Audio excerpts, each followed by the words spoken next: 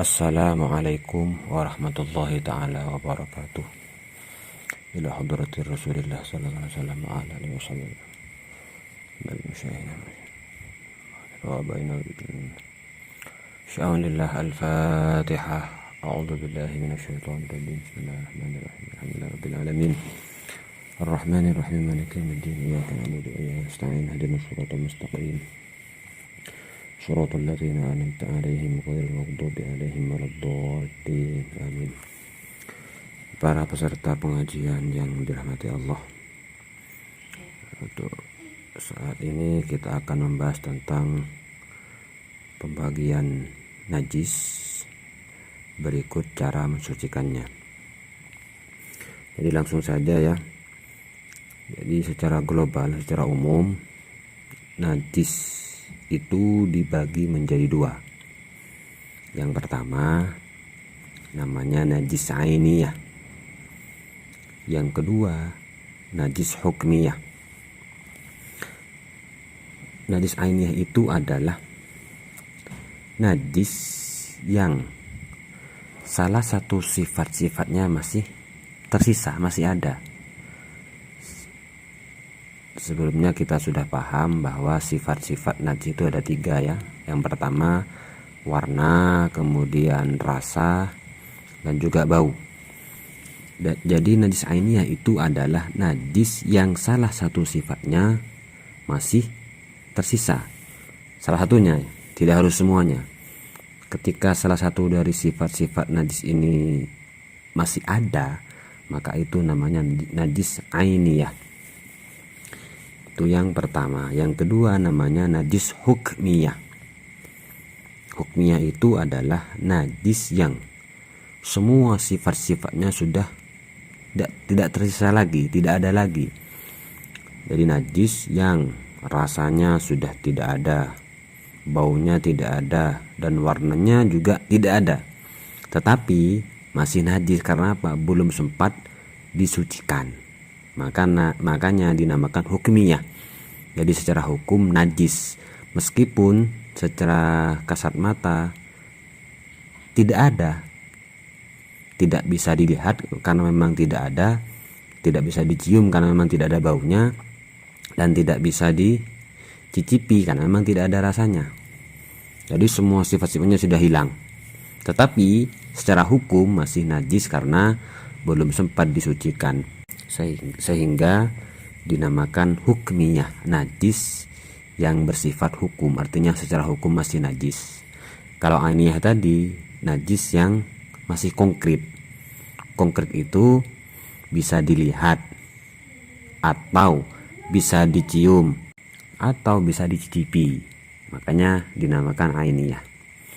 Nah, kemudian najis ainiyah itu dibagi tiga lagi. Jadi secara umum tadi najis itu ada dua. Pertama ainiyah, kemudian hukmiyah. Kemudian yang ainiyah itu dibagi tiga lagi. Yang pertama itu dinamakan najis mukhaffafah, najis yang kelas ringan. Yang kedua najis mutawassithah, najis yang kelas ringan.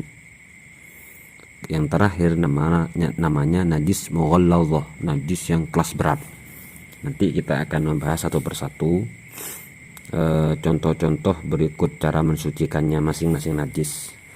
Kita akan memulai dari yang najis ainiyah dulu.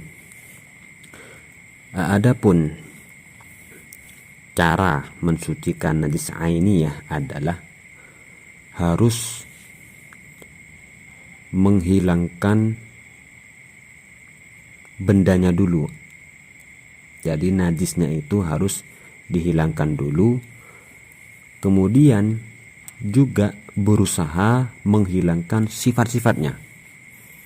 Saya ulangi ya, cara mensucikan najis ini adalah harus menghilangkan benda najisnya dan berusaha menghilangkan sifat-sifatnya, yaitu rasa atau warna atau bau. Jadi umpama ada najis ainiyah ya, anggaplah celetongnya sapi, berarti harus cara mensucikannya adalah benda atau celetongnya itu harus dibuang dulu atau sampai hilang.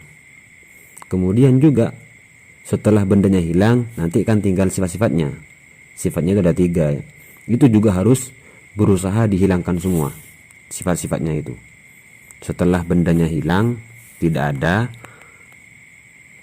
lalu bagian yang terakhir adalah sifat-sifatnya itu harus semaksimal mungkin diusahakan agar hilang. Seperti itu. Kemudian jika masih tersisa jika masih tersisa rasa najisnya, ya, perhatikan. Jadi jika masih tersisa rasa najisnya, maka dianggap tidak suci. Artinya rasa najis yang masih tersisa itu tidak mempengaruhi sehingga masih dihukumi najis. Kemudian kecuali menghilangkan rasa najis tersebut sulit. Maka ketika sulit, maka dimakfu, bukan suci, dimakfu. Tetap najis tapi dimakfu. Nanti ada ini agak begitu lembut perbedaannya. Harus dipaham ini.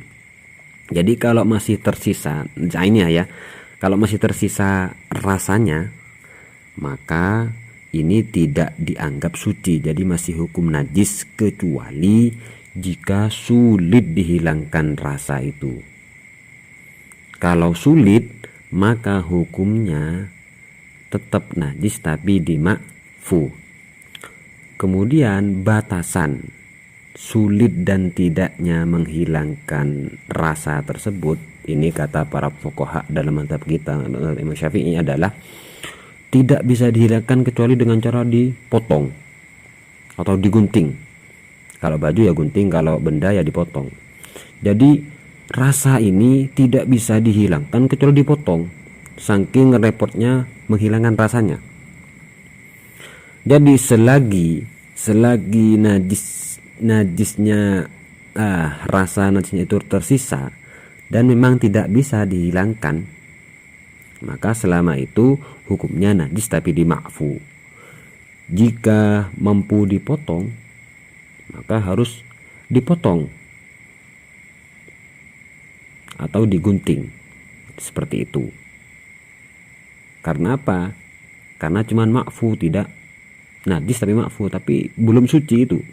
Sehingga ketika umpamanya tidak ada sesuatu yang bisa menghilangkan rasa itu, jadi kecuali dengan cara dipotong atau digunting, maka wajib. Seperti itu.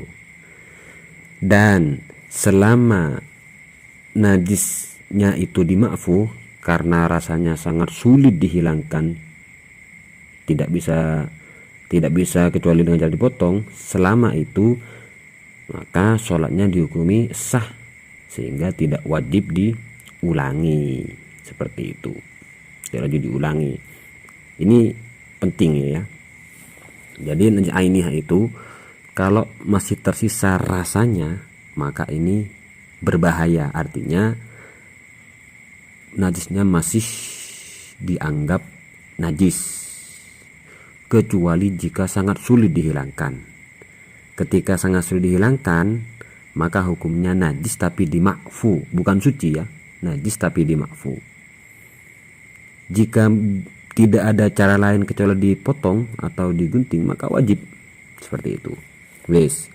Kemudian jika dalam ini sudah paham ya, diperhatikan tadi masalah rasa itu, rasa najis ini ya. Sekarang jika dalam mensucikan najis ainiyah tersebut yang tersisa itu warna najisnya masih tersisa atau baunya. Saya ulangi ya, jika yang tersisa itu hanya warna atau bau dengan catatan sulit dihilangkan, maka hukumnya suci, bukan makfu ya, suci. Ini perbedaan antara rasa, warna dengan bau. Jadi kalau yang tersisa cuman warna najisnya atau bau najisnya dengan catatan sulit dihilangkan, maka tidak apa-apa, tidak wajib dihilangkan karena memang sulit, sehingga hukumnya dianggap suci. Seperti itu. Kenapa kok beda? Iya, batasannya beda, sebab batasan sulitnya dalam masalah menghilangkan bau dan warna adalah, dalam ainiyah adalah, bau atau warna tersebut tidak bisa hilang kecuali dengan cara dibasuh 3 kali.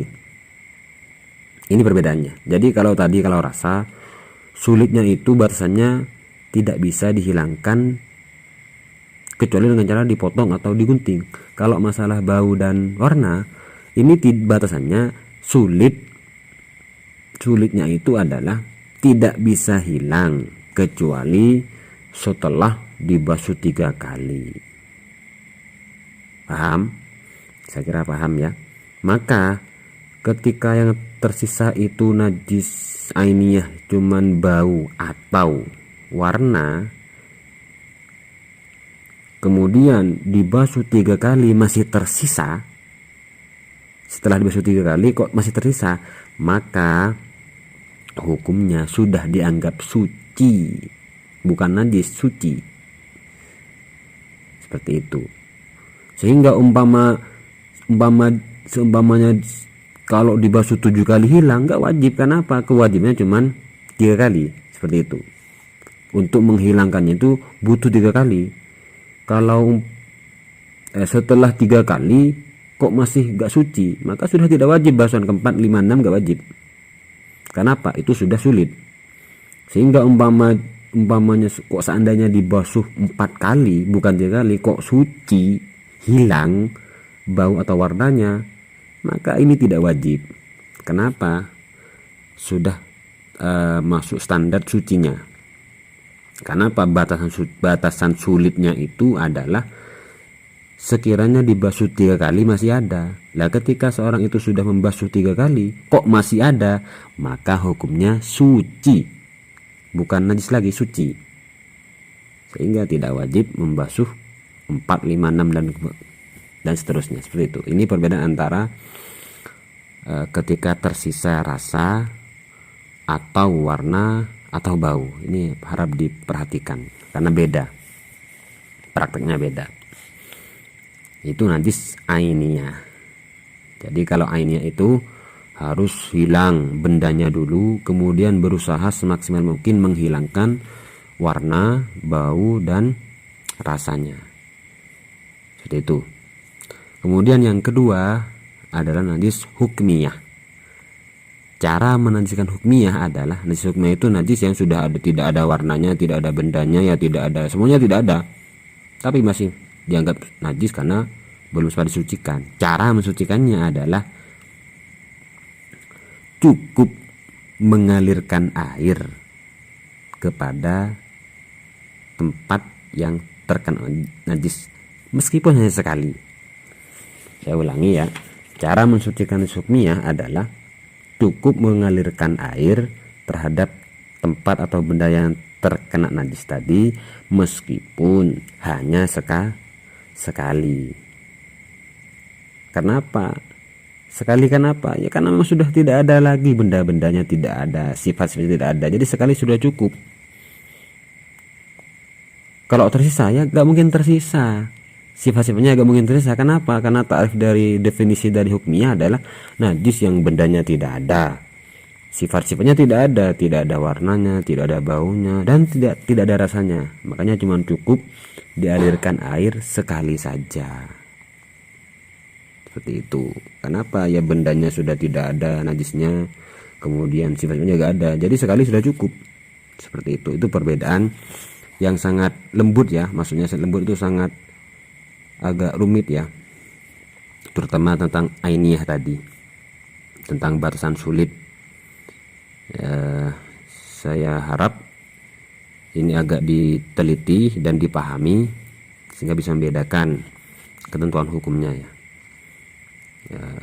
Ini ternyata waktu sudah tidak mendukung lagi ya. Besok kita langsung akan melanjutkan tentang pembagian ainiyah yang ada najis ya, yang nomor 1 najis mukhaffafah, kemudian najis mutawassithah dan mughalladzah. Ini besok. Yang penting 2 ini sudah dipahami cara mensucikan dan sedikit perbedaannya. Sekian dari saya. Assalamualaikum warahmatullahi wabarakatuh.